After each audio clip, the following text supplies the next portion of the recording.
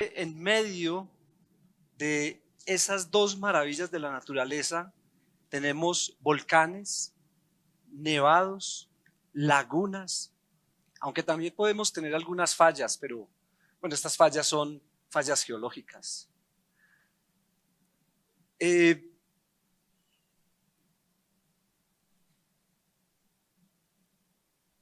Esa geología de la que nosotros hablamos a veces y que parece ser de las ciencias un poco centradas en unos principios y en unas teorías un poco rígidas y para algunas veces un poco rocosas, también nos está mostrando, particularmente en este departamento, una multiplicidad de colores, unas topografías muy abruptas, pero que han sido suavizadas con cenizas volcánicas, y que eso les ha permitido que en nuestro departamento tengamos unos suelos muy ricos, muy fértiles. Nos hemos caracterizado por producir un buen café, nos hemos caracterizado también por producir un buen ron, hasta un aguardiente de un color amarillo que creo que muy pocas personas pueden conocer. Esas lecturas tan particulares que cuando hacíamos en la geología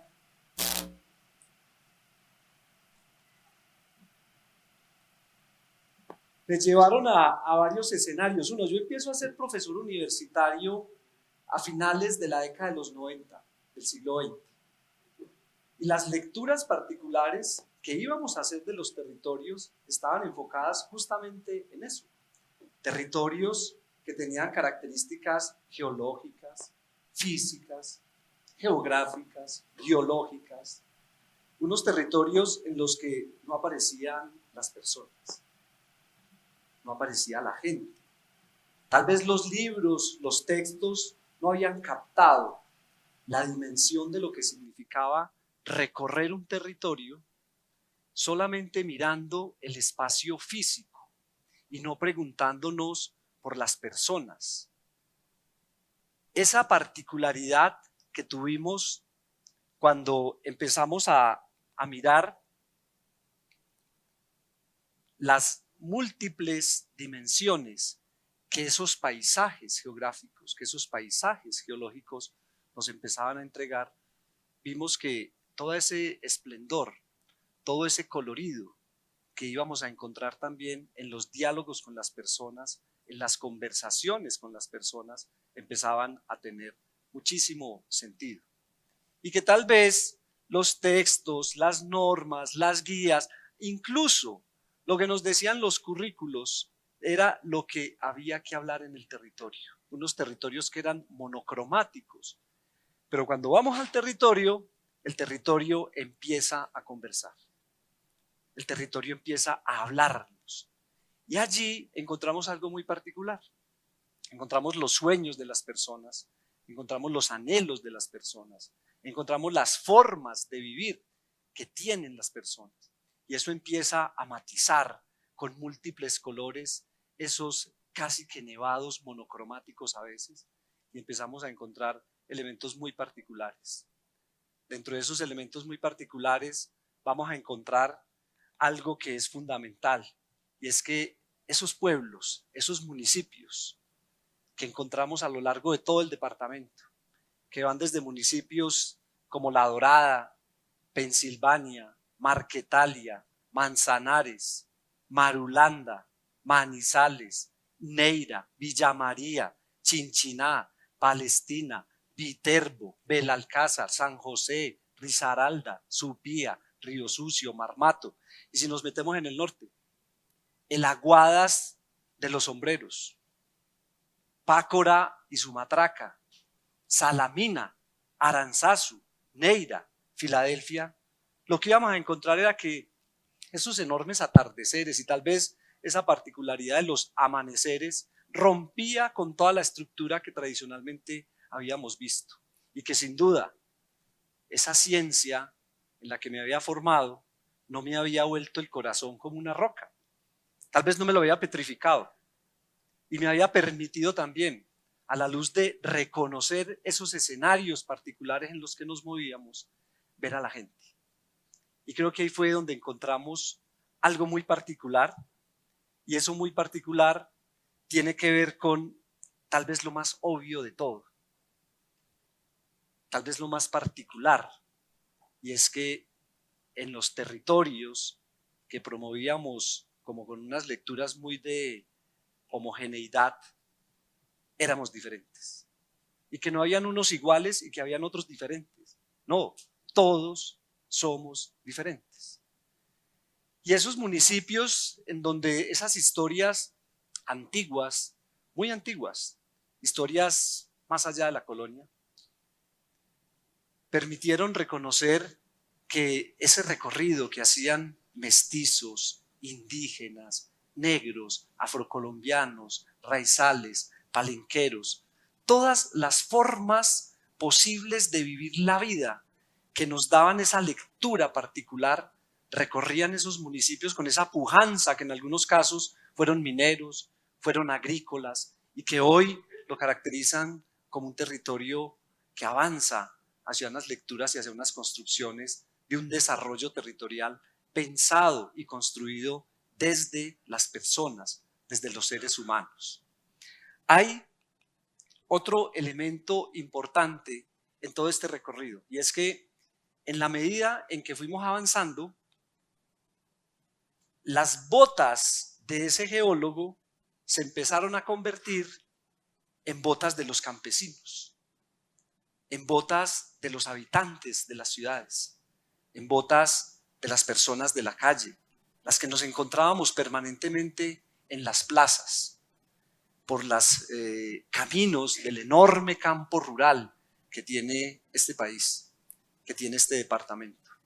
Y empezamos a ver esa multiplicidad de colores, de formas de vivir la vida, que se expresaban particularmente hasta en los balcones. Los balcones de nuestros municipios tienen multiplicidad de colores, y esa multiplicidad de colores está muy ligada con las diferentes formas que tenemos de vivir la vida, con las diferentes formas que tenemos de soñar. La pregunta que siempre empezaba a realizarme cada vez que iba a un municipio es: ¿de qué ordenamiento territorial es que nosotros estamos hablando? ¿De qué planeación territorial es la que nosotros estamos hablando? Si lo que empezamos a encontrar era que en muchos de esos ejercicios existían unos monólogos. Y a lo que nos estaba invitando hoy esta lectura particular de recorrer los territorios era a una polifonía de voces, multiplicidad de formas de comprender el mundo, multiplicidad de formas de recorrer los caminos, multiplicidad de formas de ponernos unas botas para recorrer los escenarios que hay que recorrer. Y algo importantísimo, y era ese territorio, cómo lo íbamos a pensar desde lo que la gente creía, desde sus ideologías, desde sus religiones, desde sus tristezas, pero también desde muchas de sus alegrías.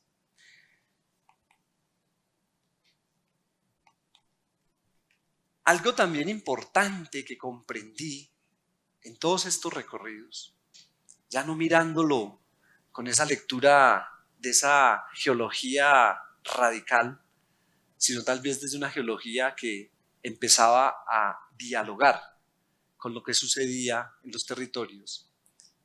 Y tal vez por estar metido tanto tiempo en las universidades es que la ciencia, el conocimiento y mi ejercicio como profesor universitario tenía sentido, cada vez más sentido, en la medida en que pudiese dialogar con lo que sucedía en los territorios.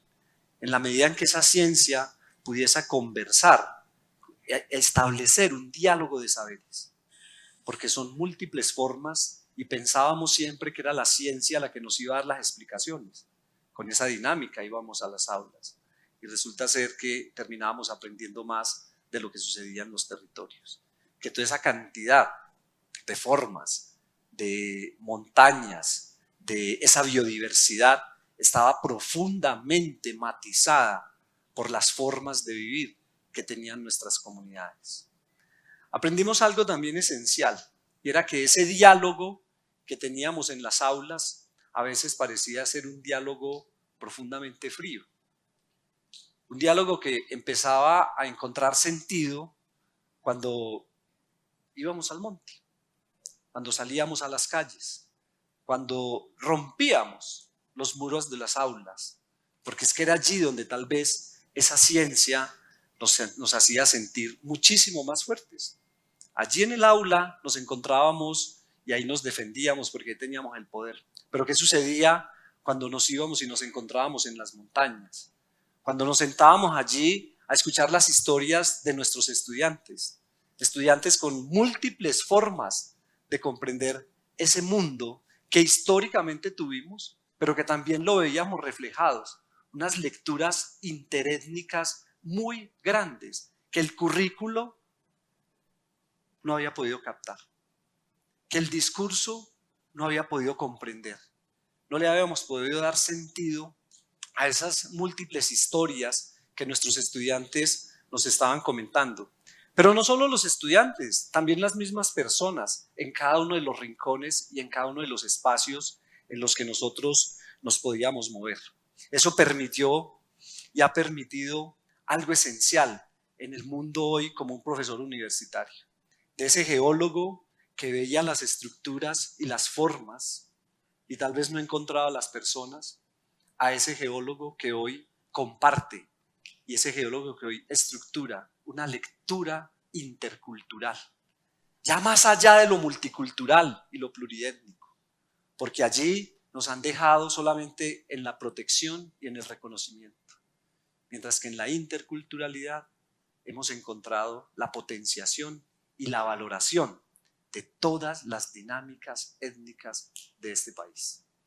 Allí encontramos un escenario mucho más posible, porque nos permitíamos compartir las comidas, los sueños, compartir las lunas, compartir las formas en las que estábamos mirando todo nuestro escenario y toda nuestra particularidad. Esa es una sensación que construye las nuevas formas de pensar los territorios, las nuevas formas, o no tanto las nuevas formas, yo creo que las formas en las que los territorios deben ser pensados para construirlos en esa perspectiva que hablamos de desarrollo sostenible, que hablamos de desarrollo territorial.